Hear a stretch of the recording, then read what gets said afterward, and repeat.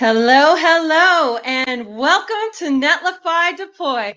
I'm your MC today, Dana Lawson, CTO of Netlify, and I want to welcome you to this event. That's right, y'all. We got some exciting news that we're going to be sharing today, but we also have a lively discussion about the workflows and how AI is coming and changing them.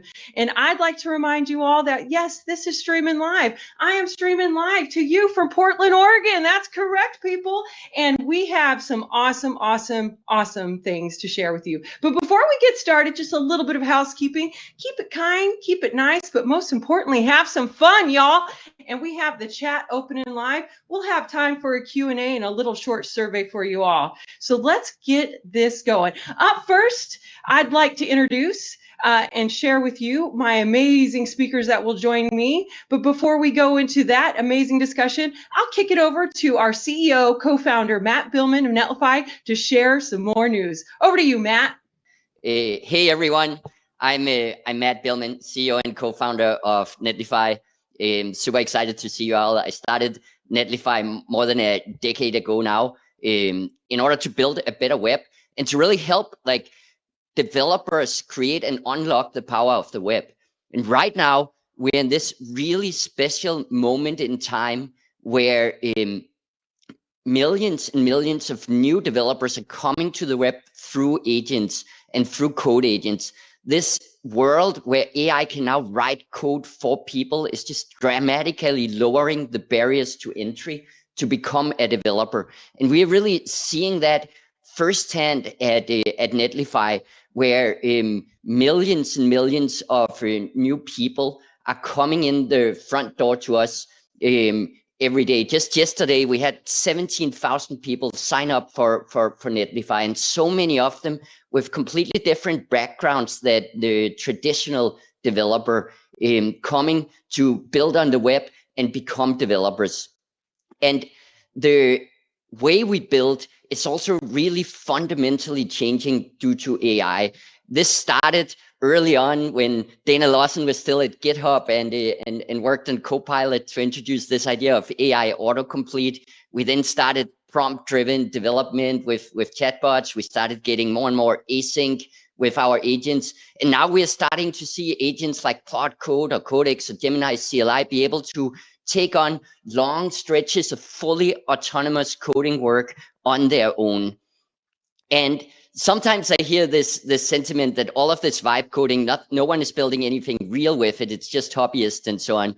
But that's simply not true. This is having real massive impact. And all of you have been in some ways seeing this firsthand if you're here at this event today, because the website for this event, Ntl Deploy, wasn't built by our front-end team or designed by our product design team. We reached out to one of the members of the Bolt.new community, Jacob, and asked him, take your shot at prompting our event page for Ntl Deploy.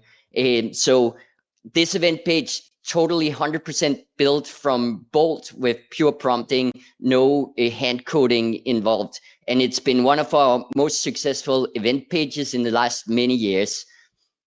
Now, this doesn't stop here. So many of you came to this event from a button inside our app saying join Netlify Deploy.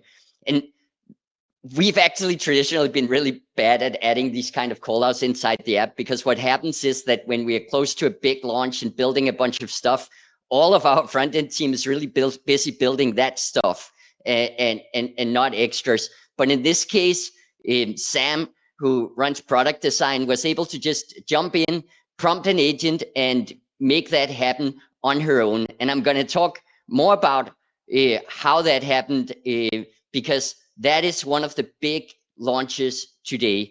We're calling it Agent Runners. And these bring the world's most powerful AI coding agents, Claude Code, Codex CLI, Gemini CLI, directly into the Netlify dashboard. They can fix, they can update, they can ship code, and every change starts in a sandbox with a safe preview that you can iterate on and that you can roll back. It allows you to really shift the team that are non-developers from being stakeholders to being collaborators. So what's new today? First off, Agent Runners, it's available in our app right now for everyone to go try. But that's not all. In order to ship Agent Runners, we needed to be able to talk to all of these LLM models without any API tokens or API keys. So we're also launching Netlify's AI gateway that makes all of the work of setting up API token, copying and pasting secrets back, just go away. If you take OpenAI's SDK, you write a node example and you deploy it to Netlify, today it just works. If you take Anthropic's SDK, you write code, you deploy it to Netlify, it just works. Same with Gemini, same with Google's Gen AI SDK. Just write the code and it works. And we have more partners that will show you awesome demos of how that works. And third, we are now making rate limiting and firewall rules available to everyone, including our free tier, to make sure that you have the tools to prevent runaway AI costs and abusive traffic. So AI Gateway allows you to connect any AI models without managing any API keys. You can just write the code, deploy. We currently support Anthropic, OpenAI, and Google, but expect us to follow up soon with support from models from AWS Bedrock, IBM, Meta, Hugging Face, and many more. And just let us know, what models do you really want access to, and what do you want to build? We'll make it happen. With that said, let's actually go and have a real world look at agent runners and how they work. At Netlify, we obviously built Netlify with Netlify. And this is actually like viewing all of our projects here inside Netlify. I'm going to go into app.netlify.com. You'll see that right now we have this call out saying live, but obviously once the event is done, we need to remove it. So let's start an agent run. I can pick which agent. I'm going to start with a Claude Code here and just tell it to change the text from live to watch the deploy and then kick off a task. And with this, we're going to have like Claude Code going on and doing work. This is a fully autonomous async agent, so it's going to take some time, and we're going to carry on with the event and then revisit in a moment. Back to you, Dana.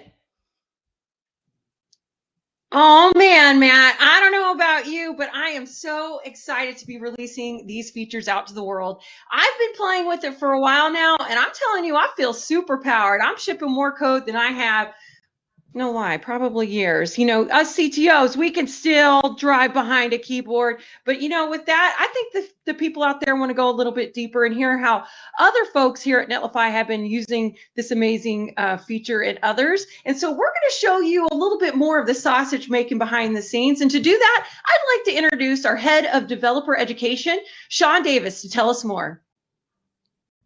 Thanks, Dana. Hey, folks. Now, at first, I wanted to spend this time showing you everything you could do with our new AI tools. But at Netlify, we wear a lot of hats. And as many of us were exploring our new features while our engineering team was rapidly building them, something interesting happened. The way that we were working changed, and almost overnight. So that's the story that I want you to hear, but not from me, from the folks that built these tools. You see, at first, agent runners gave us that aha moment like many of the other AI tools out there.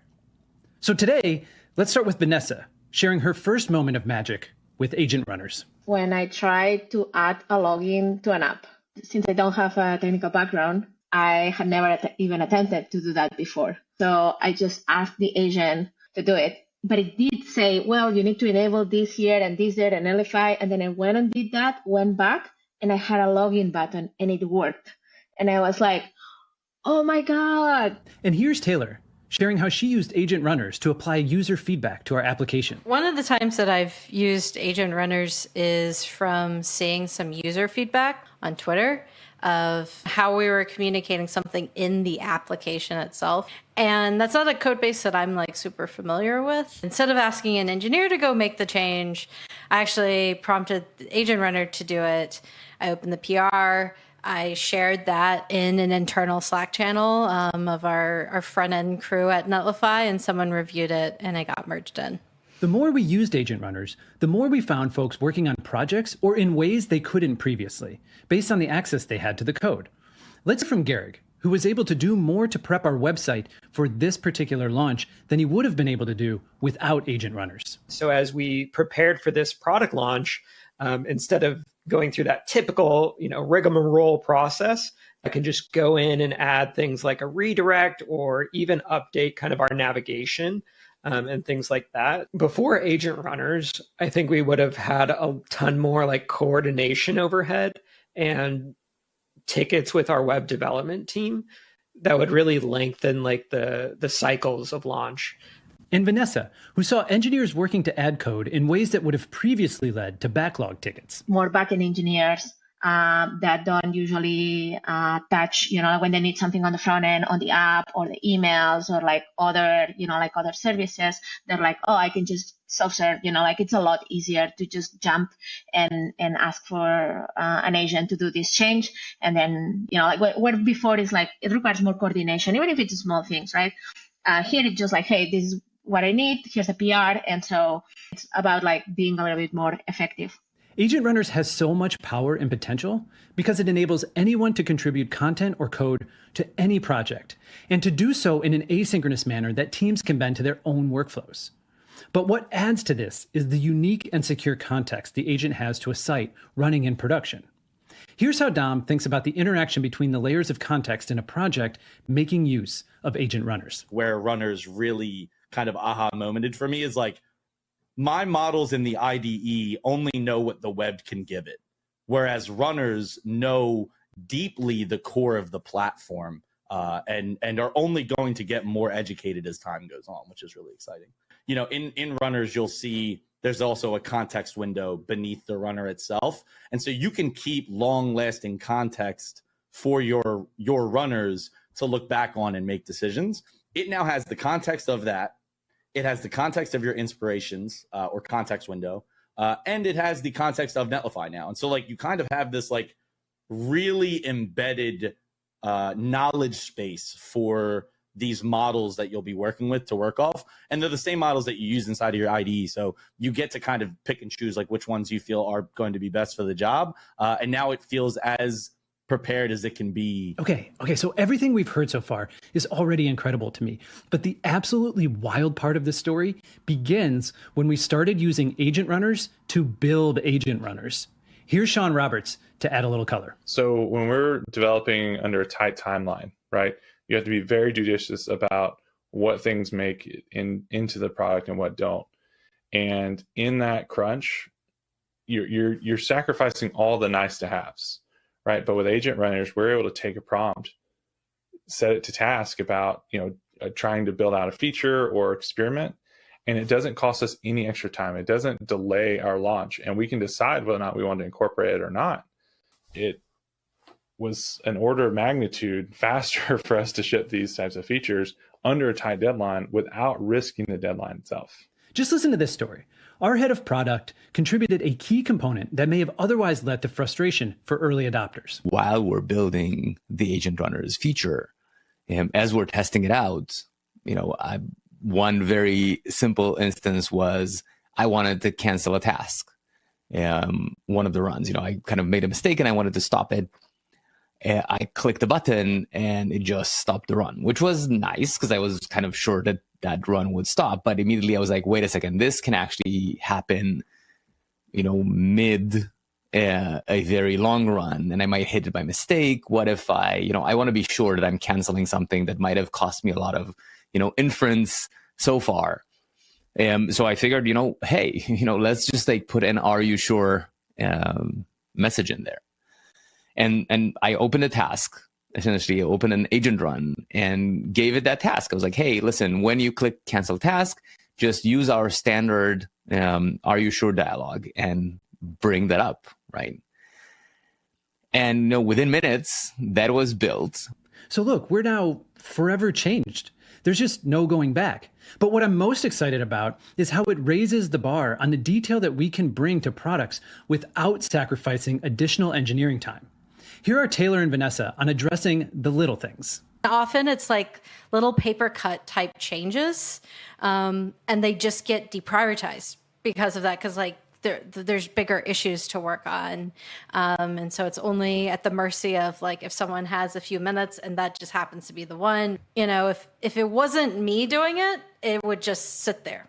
I think the kind of things that I'm seeing it more helpful with are like UI, UX polish type of thing that we wouldn't have time for. And this way, because the PR is already there and it's so easy to review and merge, we're just like including these little details. And it does, overall, it adds up and improves the quality of the MVP.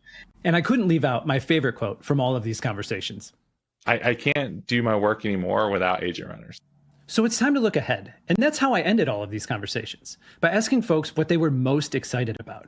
And here's Dan's answer. I've seen a lot of interesting use cases. I think one of the things that is really exciting is to start seeing people that include AI in their application and in their website. This is now possible because of our other new AI workflow feature, AI Gateway.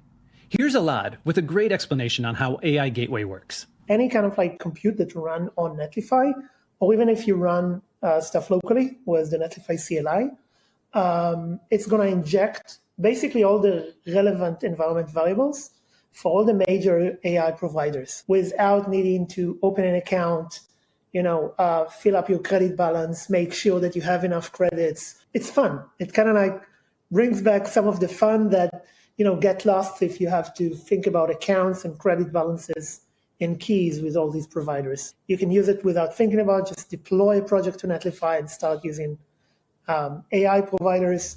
To put that fun to the test, Alad and an engineer built out a little demo that we call Triple Buzzer, where AI agents compete in a totally unique trivia game. I actually created this question based on Game of Thrones, and I said, so the answer is this TV character knows nothing. And I was thinking about Jon Snow from Game of Thrones, for example. So not all the models agree on that. So here it says Forrest Gump, which I disagree with. And sometimes it has completely different, like who is Ned Flanders from The Simpsons? Like who is Joey Tribbiani from Friends? They will come up with all these things. And I think it's also very educational. So it's fun. It shows you how to use models, and it shows some of like these differences that you get with different providers and then different tiers or different models within each provider. You can check out that demo at triple-buzzer.netlify.app. And I wanted you to know how this works. We don't have enough time to dig deep, but I wanted to share at least the crux of what makes AI Gateway magical. We're initializing the OpenAI SDK with no parameters, no API key, no base URL, no nothing, just initializing this object. It's going to pick up the right environment variable that are already injected, whether you deploy to Netlify or you're using the Netlify CLI. It's just going to be there. No environment variables, no accounts, it just works. Well, folks, that's it for me. This was a quick look at our new features, and I'm super excited to see the wild and crazy things that you discover. We're here to help and inspire, so give us a shout. And don't forget, have a little fun along the way. And now, I'm out of hats. So back to you, Dana. All right, y'all. I know you wanted to know a little bit more about how that amazing feature works. And like I said, it is supercharging my workflows. Every day I feel more and more productive because I can get in there and just, make changes to my heart desires. And you know what? We want you to go try that out. So I hope that you do. And Amy, how about you throw a little poll for us? What dev chore would you happily hand off to an agent? I know I'd like to hand off cooking my lunch because I just want it ready made, but we're not quite there yet, but we are with my code task. Matt, with that being said, you kicked off an agent run at the head of this event. Where are we at? What's cooking? What can we show the people? Let's go take a look and see what's happening. So here we go.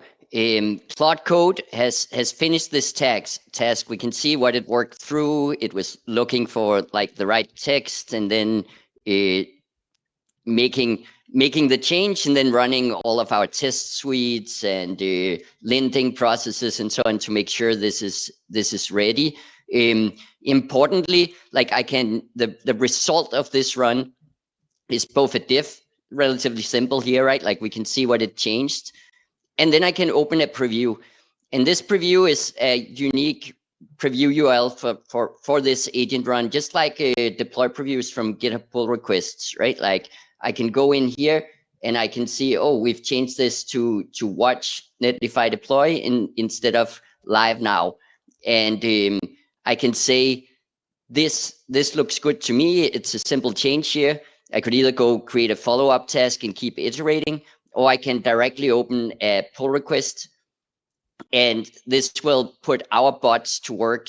They'll start spinning up a little repository in the background, push to GitHub, open a pull request with a good description of the task, and we'll check in on that pull request in a little bit so we can take this live. All right. I mean, look how easy it is there to make changes, collaborate. And you know, Matt, I may come in behind you and add some sparkles, because you know what the web needs? More sparkles. That's right, y'all. But we have more to talk about today. Not only are we changing the way that developers, and that's right, developers everywhere, and you are one too, my friend, on how we write, ship, and release code, but let's talk more about it. And I'd like to welcome on a lively discussion that is about to happen over the state of and future of AI workflows. And so if I could have my panel join me, I'd like to give them a quick shout out here. Not only do you have me moderating this lovely little chat, we got Matt B still on the line, but I'd like to welcome Kukic, developer community manager at Anthropic, who recently joined in August from SourceGraph. Welcome, Adu. And joining Adu is Prashant Mital, solutions architect at OpenAI, Applied AI. That's right.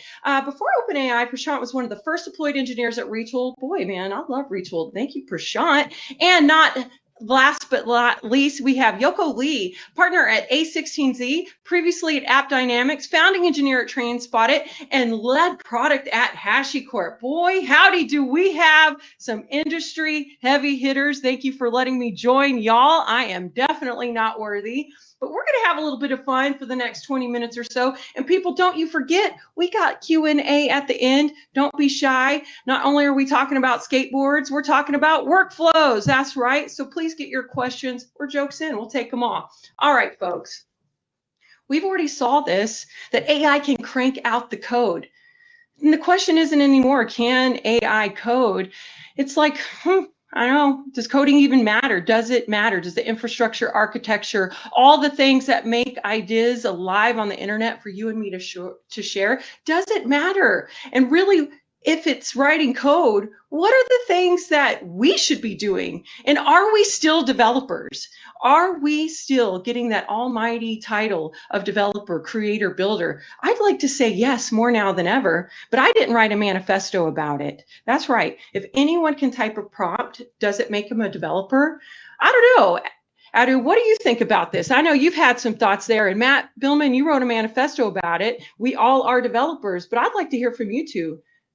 What does it mean to be a developer now in the world of AI? Yeah, I have been using AI tools since the very, very early, GPT-3 days, very early adopter. And, I've had that existential question myself of, am I a developer if I just ask an AI to write the code for me? And, we went from helpful autocompletes to like chat-based interactions. And now with agent runners, you just give it your idea and it gives you all of the code ready built for you. So I do believe that, we are still developers. We still need developers because we need to understand the code that is being written. I think we're going to see a lot more developers, a lot more people become developers. Everyone is going to become a developer, but I still think we're going to want to deeply understand the code that is being written. And with AI, the great thing is you can always ask a follow-up of, well, why did you do that thing? Or, teach me about, this implementation pattern or that implementation pattern. And that's what I always encourage people that are just learning, that are just getting in the industry. Yes, AI can write a ton of code for you, but take that extra step, do that follow-up question and ask it about the code it wrote so that you can learn as it's writing the code for you. Couldn't agree more. But Matt, I want to ask you this. You said, we're all developers and everybody can now really participate. And that's been one of the dreams for a long time. I mean, I don't know about y'all. We're all open source fans here. One of the powers of open source was allowing us all to participate. But does AI democratization develop or dilute the skills? Does it, we hear all about the AI slop. And so if everybody now is participating, like, what does it really mean? What are your thoughts there, Matt?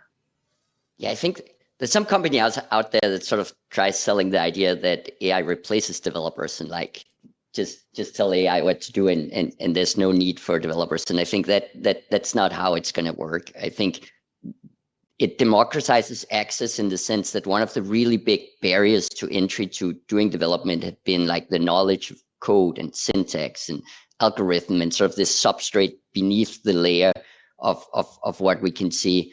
And that's going to become less important over time. But that doesn't mean that there's not a very real skill set in working with AIs and in building software when AI is writing most of the code.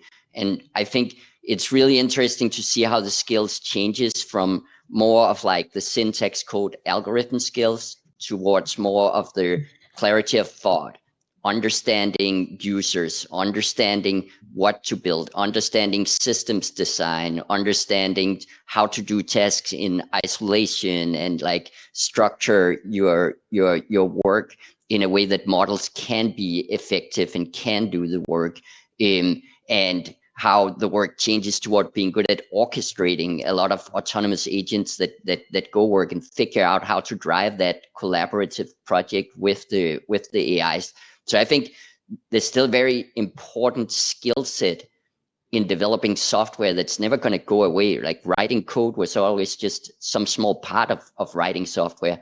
But I think the gating function of code to sort of like hold out a lot of people from being able to participate in that process is disappearing. And I think we'll see much more people building a lot more software. And I'm really excited about that. I mean, I am too, I never imagined this. I mean, I imagined pieces of it, but the acceleration of where people around the world globally are able to build and share, it's absolutely incredible. And, now that we have this ability to ideate so quickly, the bottlenecks still exist in the software development lifecycle. You still have to go and productionize. You still need to put context and constraints in place. And so if the code generation isn't the bottleneck anymore, Yoko, you've done it all. You are sitting on a high perch over there at Andreessen Horowitz. You've been in product. Some say product's the bottleneck. Not me. I never say that. It's usually design. I'm joking, designers. I love you. It's us developers. But no, seriously, if coding's no longer the bottleneck, everybody gets to participate. Oh man, the designers are calling me out. I see y'all. It's a challenge, like we said, really the orchestration, the coordination. Where does the new bottlenecks happen? And how are we thinking about really solving those problems in this new world? Yoko, I'd love to hear your thoughts there. Yes, I love all the spicy questions just for getting started. So I think the new bottleneck is actually taste. So taste meaning as long as we're building software being used by a human, not machines, we care about what people like. And then the best place to kind of make that judgment is from like a human perspective. When coding agents churn out just crazy apps and features, we get to be here and then say, is this good? Down to the functions, down to the features level, down to the whole app. That's why the best developers we have met and seen who are best at utilizing models and agents are the ones who are actually know code in depth. They know how to orchestrate the agents. They know what to say, how to explain the problem. Like just to say this bug, needs to be solved. It's not a good, communication pattern for the agent. But explaining where I want it solved, how I want it orchestrated, like what kind of feature I actually want as an engineer is a way more efficient way to get there. I don't think that will ever change for the fellow developers. And in fact, we're seeing more and more developers out there. We're seeing more junior developers becoming senior developers. In fact, the concept of a junior developer is also changing. So happy to chat more about that, but very excited for all the net new things that we can build in the world. Oh, you said it there, Yoko. It's all about the taste. It's all about the delight. It's all about the feels. I'm telling you, I know vibe coding is a vibe, but taste, that's where it really becomes magical. And I have to say, that's really where we start thinking about the opportunities with these new systems. So it is on us to let the agents do the chores so we can focus on the experience. And that is why I do love my designers. But Prashant, you are a solutions engineer, right? You get to see bottlenecks in real life. You're seeing these digital transformations. You're seeing enterprises and startups and entrepreneurs and everybody being able to build now, but there's some long-lived systems out there, and I'm sure that you're coming in trying to dissect how can we actually make a positive impact by introducing the tools. So what's your opinion? Again, coming in the opposite end, yes, it's all about taste, but what about those real examples, those real world challenges too, that enterprises, small, medium businesses, professional systems alike that have existing code are now having to deal with in this new world of AI? Yeah, thanks, Dana. So we think of this as sort of a spectrum of work, and what AI unlocks for us is really the ability to focus more on differentiated work. And we see a lot of super legacy systems where these things are built in COBOL or like obscure languages, which are not super in distribution for these models. And despite these shortcomings, I think we have to improve the models on these languages and these sort of legacy frameworks that aren't well documented, that have spaghetti code. But more than that, there's ways already to engineer your workflow in a way that you focus more on doing the differentiated work. And specifically what that would mean is instead of reading through a long sort of if-else tree, for example, and translating that over into a more modern language, you maybe get the AI to produce a few candidates, and then you focus on reviewing the work that has been done by the AI and applying your taste or your judgment over there in terms of what you want to merge.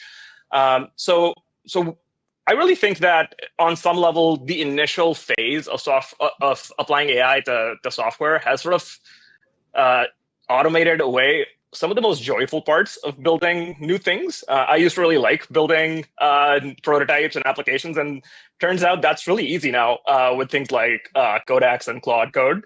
I'm hopeful that in the next generation of these systems, we will actually get better at these more enterprisey workloads, which are arguably a lot more boring. But I think there's so much pent-up demand and so much value there that someone has to still come up with a cohesive vision for a product of what the agent orchestrator needs. And that's really how I see sort of the 10x or 100x engineer in today's day and age.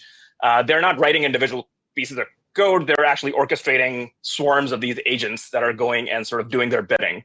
So I think there's still a lot more work to be done, and we're just migrating up the value stack here.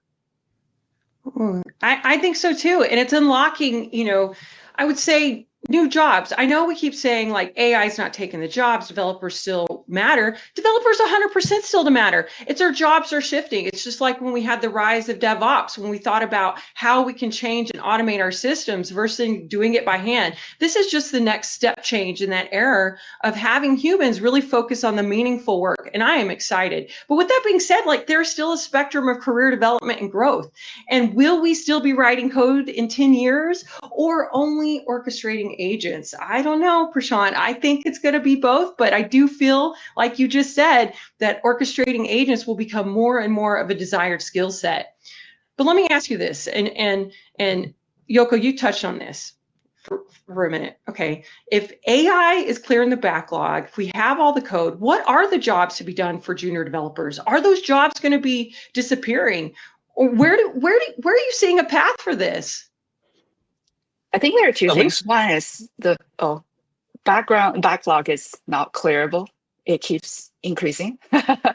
So first, it's not clearing the backlog. As soon as it clears the top 2 tickets, there's going to be 5 more, showing up because we can do more with AI now. And secondly, the definition of junior developer is changing. We are seeing people who kind of grew up in the AI native world who didn't grow up writing C or C++, and people who went on to agent platforms since they were in college. They just use the tools very differently. And I think there's net new things to ship and create there. Yeah, I also think to add to that, I think the role of developers itself is sort of collapsing, right? I worked at a couple of enterprise companies before, and we had very sort of defined swim lanes in terms of what product managers did, what designers did, what the engineers did. And I think as a junior developer today, you should sort of not be in that mindset. You should feel like you have to do all of the above. You really need to be able to know how to talk to customers, how to understand their problems deeply and solve directly for them. In a world where software is super cheap to build, what you build matters more than ever. And so I think we're seeing the teams becoming smaller, and we're seeing sort of everyone is able to reach across the aisle and do a little bit of what the other did to like accelerate the overall velocity of output. And that's really my main advice to junior developers now is don't think of these like clean swim lanes. Think of the value that you're delivering. I couldn't agree more. I mean, and arise again on the soft skills. Like, I think if we spend more time just really learning effective communication, alignment, and how to collaborate, because we spend a lot of time sitting in our home offices in front of our computer screens. And so again, those complementary skill sets are going to be so valuable. And Adam, you are a community manager. You're seeing the shift in the community in this new developer culture. We're seeing the floodgates open of people building like never before. Like, you heard Prashant say it there. What do we still need to teach kids? We still need to teach kids the foundations of computer science and coding, but it's not just prompting and orchestration. What are you learning out in these communities? What are people hungry for? And what is your take on this new developer culture? Yeah, definitely. My take on the developer culture is that it is changing, and it's changing in a big way in the sense that you are no longer a backend developer. You're no longer a React developer or JavaScript developer. With AI, you are a developer that can build across lanes, that can build anything and everything, as long as you have that core fundamental understanding of code, how it works. I feel like, a junior developer starting right now with AI could probably put out better software than a senior developer that has 10, 12 years of experience, but has only focused on one particular language or one particular skill set and really developed it. And really what I'm seeing in the community is that people are really, really hungry to understand how to better leverage all of these tools, whether it's Claude Code, whether it's Codex, whether it's agents, MCP servers. There is still a huge, huge, huge knowledge gap on how to best leverage these tools. And, we're putting some stuff out. I'm constantly talking to people and seeing what solutions they're finding, how they're innovating, what their CloudMD or agents.md files look like to get the most out of it. But I still feel like we are in the very, very early days of really understanding how to work with AI. But I would say like the biggest thing that I would encourage people to do is work on your communication skills and work on how, like, understanding of what you want the AI model to do, because you can prompt it anything you want, and if you give it a very broad prompt, broad question, build me an authentication system, it's going to go and it's going to give you something that very likely will work from the get-go. But if you are much more specific, if you're much more detailed, and if you have that taste of, this is what I want, this is how I envision it working, you clearly define the steps, the authentication methods you want, the type of security, you're going to go so much further. Yeah, you heard it here, folks. It's like this job to be done is just going to continue on forever. And you know what, Yoko, I couldn't agree more. There is never a backlog that's ever been finished. They're always here. But Matt Billman, you got two amazing little girls at home, future CEOs, developers, changers, makers, builders. What are your thoughts there? I mean, we talked about, coding maybe not be the number one skill, but the foundationals around it. And fast forward, into the future of those children's lives. What do you see, maybe in the short term and long term, as a normal developer workflow in an AI native world looking like? Is it all just agents, Matt? What do you think? I mean, I think long term, it's pretty clear that like the specifics of writing code will become less and less of a thing, right? Like, and it's normal that these things changes, right? Like when I started out on a Commodore 64 writing peek and poke commands to change individual pixels on the screens, right? Like that was like an important skill set to know how memory layout of the screen mapped to like specific addresses and so on. And today, no one are working at that level. It just doesn't make sense, right? Like we have layers and layers of abstraction between ourselves and the individual pixels on the screen. AI is going to be a new layer of abstraction, and most people are going to work on that layer and not on the layer of like individual lines of code. It's also why we're building agent runners more centric around like doing a run and seeing the output of that run, seeing a preview and so on. I think right now we're still very much in a stage where we need to look in the code and understand it. But I think over time, more and more, it will be feedback loops around like, how is it working? How is it doing? Like even using AI itself to understand if AI did the right thing and so on. So again, I think the skills become way more the skills around like that exist at the human level, and understanding other humans and what they want and what they can use. Understanding systems thinking and being good at first principle thinking, being good at iterating with these models and also asking them questions and like imploring them to explain to you what they're doing and what happens below. Curiosity, like relentless curiosity to constantly dip down below the surface. And then I think always, just like I feel like today, even if I'm writing code at a completely different level of abstraction, the fact that I do understand like what happens at the layers below helps me thinking through the whole process. And I think that will be the same in the future, right? Like the more you actually understand what makes AI work and what makes the technology they're building work and so on, the better you'll be working with them, right? Like just like engineering leaders typically need a working understanding of what engineering is to be effective, right? Like I think the more you understand the layers of the stack, the more effective you'll be at communicating with the AIs and directing that work. But I think the sort of writing the code itself is going to be less and less important. And there's some of us that going to miss it in a certain way, right? Like there's a certain puzzle-like quality to write the perfect code golf and so on. And maybe people will still do some of that for fun, right? Like, but there's these whole new aspects arising of like just massively empowering people to build that more than makes up for that, right? Like, and that takes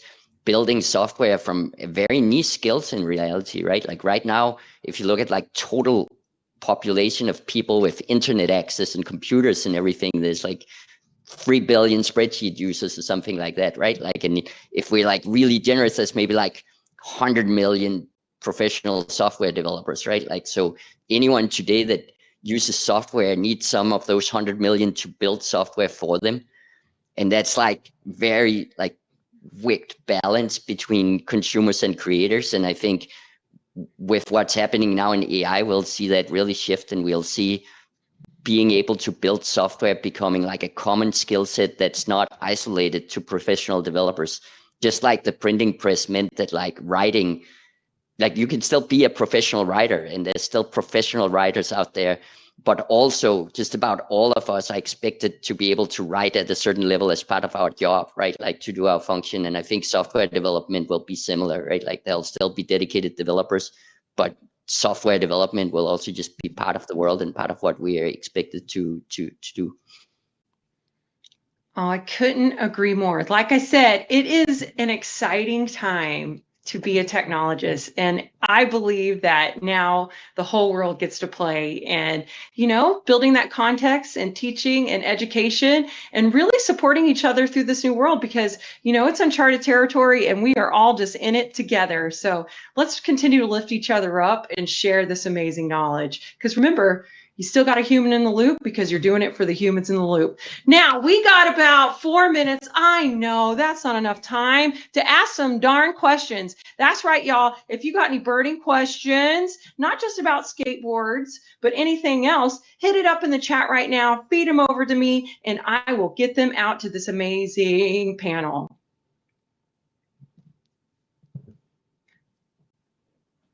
It's for all apps, not only for web apps. All right, y'all, I got one for you. Yoko, if there's one piece of advice that you could give to a future developer right now, what would it be?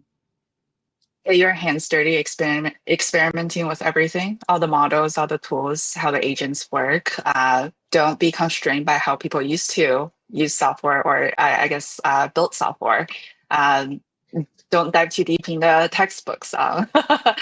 Still important to learn the fundamentals, but at the same time, important to apply the fundamentals into, a different mode of creating software.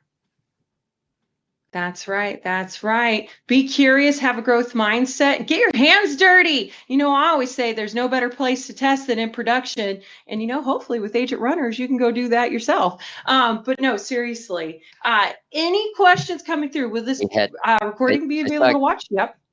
I saw a question on the pricing here. So the underlying pricing engine right now is actually the AI gateway, right? Like if you use agent runners, they will pass through our AI gateway, and they will use inference of the models that these agents choose to use to do their job.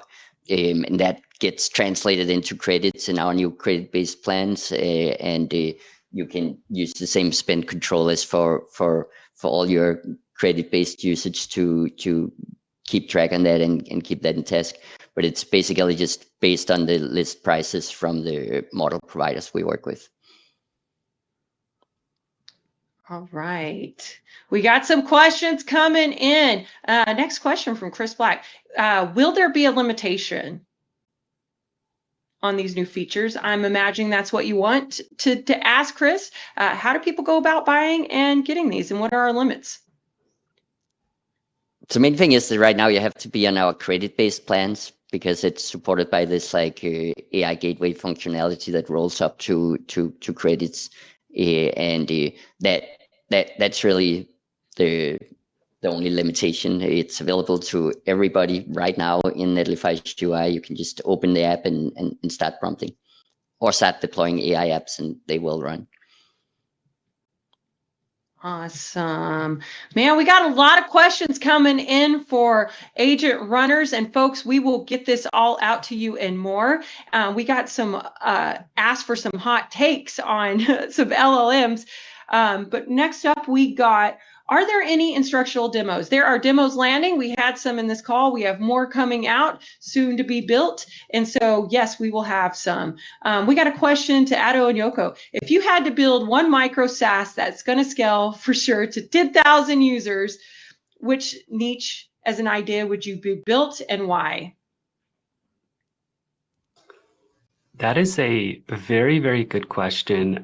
For me, the thing that I have been most interested in lately has been building personal apps. Apps for one user that do something that is very, very niche, that isn't applicable to many people. I'm a big health and fitness nut, so I feel like any app that helps me stay fit better or track my diet better, I would happily download and use myself. But, my hot take is the future is going to be personal apps built on the fly for your specific case, and not, micro SaaS apps that do a couple things for many, many different people. Ooh, that is a hot take. Yoko, you got any final words in this final question? Yeah, that's such a great question. I assume 10,000 user would be, active user that come back month over month. I would actually build an AI companion, as I have in the past, and open sourced it. Just because it's a net new behavior. Now we don't read, things as much anymore. We kind of send out agents to read things for us and summarize. I think there's a lot of opportunity in, personal assistant, as well as just chatting with the AI, give them a personality.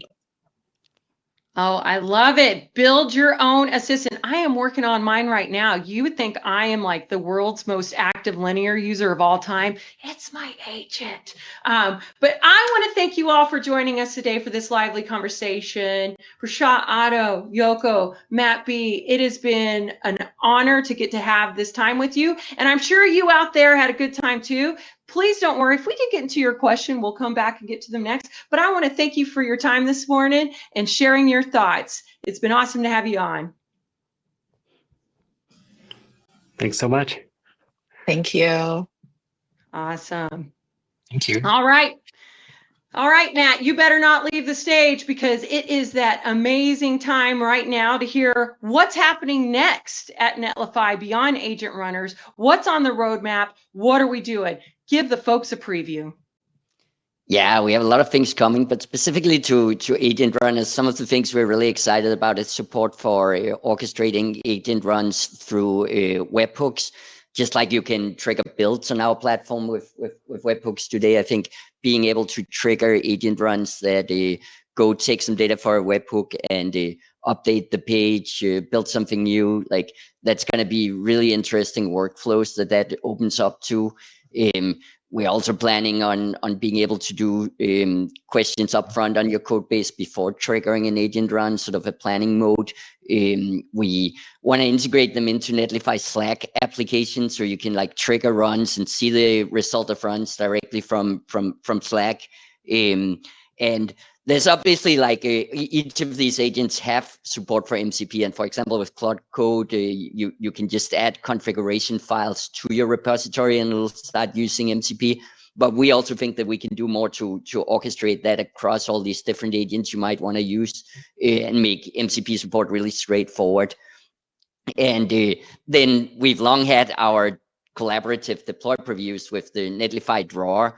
And obviously, it's going to be a really cool thing when someone who's today a stakeholder that can go to a deploy preview and send a comment to the developers can instead go to that deploy preview and send a prompt to a Codex or Cloud Code and actually be a collaborator and do the work, right? Like it's big part of my vision here that we're really seeing teams go from like a set of developers and then a set of stakeholders to just like a set of developers and a set of collaborators that are also part of the whole end-to-end development process and that helps ship new features to production. I love it. I am so excited about getting these features and more out to you and out to the world. And Matt, boy, howdy, is that Netlify team grinding right now. But you know what? We talked about agent runners a lot. We talked about workflows, but we want to see the magic happen. Matt, you did a pull request in the middle of this event. Where are we at? Did it run? Show us the code. Well, let me go screen share and see what happened. This is going to be some live shipping here. Let's see, I'm looking at the app and like the team is actually building all kinds of stuff. We've put this in in the mode where it doesn't publish. Let me go check the agent run. You can see I created this pull request, and when I go through to the pull request, we can see that the team behind the scenes approved and merged my pull request. Again, just to recap the workflow, right? Like I gave this prompt to change the text. I got an agent run. I got a preview where I could really see like, is this doing the right thing? I then opened a pull request after I've been satisfied with like, this is the right thing. I can keep iterating if I'm not satisfied. The team treated that pull request like any other pull request. It clearly links back to the agent run and says like, what was the prompt and the result here. In this case, it's a pretty simple change from live to watch. And if we go in here, Netlify has actually run that build, but because we are in non-auto publishing work, this live one is still ready, and I can go to this deploy preview and I can say publish deploy and hit the publish button. And right now, if any of you go into the app, you should see this button change to watch. I follow this link And from this link, we'll actually also see a new thing. Try the deploy challenge that is going to get all of you involved. So the deploy challenge below here, you use the deploy button to instantly clone this actual challenge site. Then use agent runners to come up with like something fun, and change this and tweet it at us. And the first 250 people that get this done, we're gonna send some special event swag to share with you all. And like maybe as a large little fun story, right? Like, so one component of this deploy channel is actually a whole new Netlify feature that goes like along our vein of like just the fastest way to get stuff on the web. So if I hit this deploy to Netlify button, we've had a deploy to Netlify button since like 2015 or 16 or something like that. But that was always based on like the Git centric workflow. And it was based on like cloning a Git repository, running a build, and then pushing that into your Git account. This one is actually just based on a zip file, and everyone can make these deploys buttons. So it doesn't require any Git integration. I can just hit deploy here, and immediately we start a new build and push this to production on your account. But the fun story here is that this whole feature, this whole deploy from a zip file functionality, this whole new workflow has been built entirely with agent runners. No one wrote any manual code. No one checked out the repository locally. Like, I just went in and prompted Cloud Code in this case directly from Netlify, iterated with it. When I was ready, I opened a pull request. The team reviewed the pull request. There was some feedback, iterated a bit more, updated the pull request, and we merged it in. And this is live for all of you now, right? Like, but it's really cool example of like, this is not just for small copy changes or anything. This is like real production work that we've been doing on a 10-year-old code base with lots of complexity, and that we're using today to ship big new features to production. And I hope all of you will also feel that it's really valuable, and that these type of async workflows will help you offload tasks to AI, iterate faster on new features, and make your whole team part of the development process as true collaborators. Heck yeah. So thank you all, and thank you, Matt, for joining us today for the Netlify Deployed event. I hope you all get out there and try it out, and go hit that challenge up, because who doesn't want some prizes and some swag? And that's right. Previews don't cost credits. So get out there and try it today, and give us your feedback. We'd love to hear from you. And one more final shout out to our amazing panel for coming and sharing our thoughts. And the last and final shout out to you all for coming, bringing the jokes, bringing the fun, and participating. This event wouldn't have been any fun without you over there in the chat, watching, making comments, and sharing, liking, comment, and subscribing. Wait, this ain't YouTube. So thank you again for joining us today, and it's been a pleasure. With that being said, we'll see you on the internet.